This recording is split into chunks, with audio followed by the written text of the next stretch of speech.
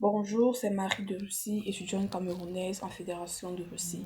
Bienvenue dans cette nouvelle vidéo dans laquelle je vais vous expliquer comment ça va se passer au cas où vous choisissez de venir faire votre procédure chez la Russie, pour la Russie chez moi. Donc, je vais laisser mon contact en description de la vidéo afin que vous puissiez me contacter et que je puisse vous être utile le maximum possible tout au long de votre procédure et même après votre arrivée ici en Fédération de Russie. Déjà, ce que vous devez déjà savoir, c'est que lorsque vous venez vers moi, c'est avec un budget en tête parce que je n'ai pas l'habitude de taxer les clients. C'est-à-dire que tu viens, tu me dis que tu as par exemple, je sais pas, 1,8 million. Tu me dis par exemple que tu as 2 millions. Tu me dis que tu as, je sais pas, 2,5 millions. Et en fonction de ce que tu as, je vais faire des recherches, je vais voir les villes dans lesquelles tu pourrais aller vivre, euh, les universités qui s'y au budget que tu as. Et je vais venir te faire, on va dire, un petit bilan et tu choisiras la ville et l'université dans laquelle tu vas choisir venir vivre ici en Fédération de Russie.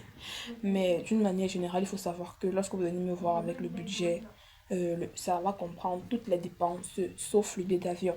C'est-à-dire que toute la scolarité pour l'année de langue, une année, une année de logement au foyer étudiant, l'assurance maladie, les frais d'analyse médicale, les frais d'accueil à l'aéroport, euh,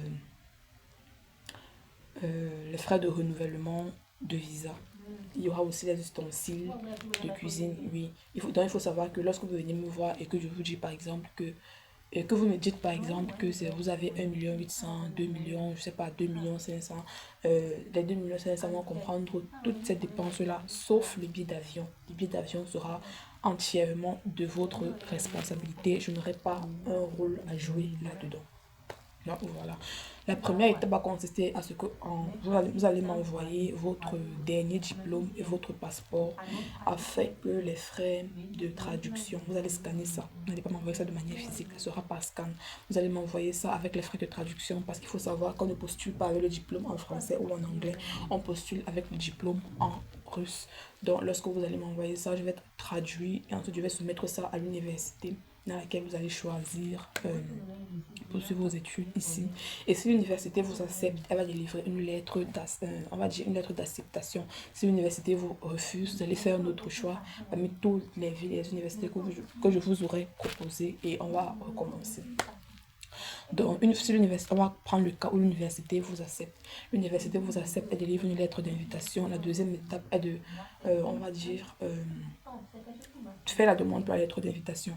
Parce que la lettre d'invitation, pour l'obtenir déjà, vous devez savoir que il va falloir que vous payiez une partie de la scolarité. Généralement, les universités demandent la moitié de la scolarité et il y en a d'autres qui demandent toute la scolarité avant de délivrer la lettre d'invitation. Une fois donc que vous allez payer la moitié de la scolarité et mes honoraires également, la moitié de mes honoraires, on va faire une demande pour la lettre d'invitation.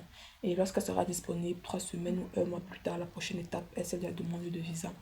Pour la demande de visa, vous allez payer 96 500 pour un visa express, ça c'est au Cameroun. Pour les gens qui vont faire la procédure depuis le Cameroun, vous allez payer 96 500 pour un visa express et à peu près la moitié pour un visa normal. Le visa express sera après 2 3 jours et le visa normal c'est minimum 2 semaines avant que ça ne sorte.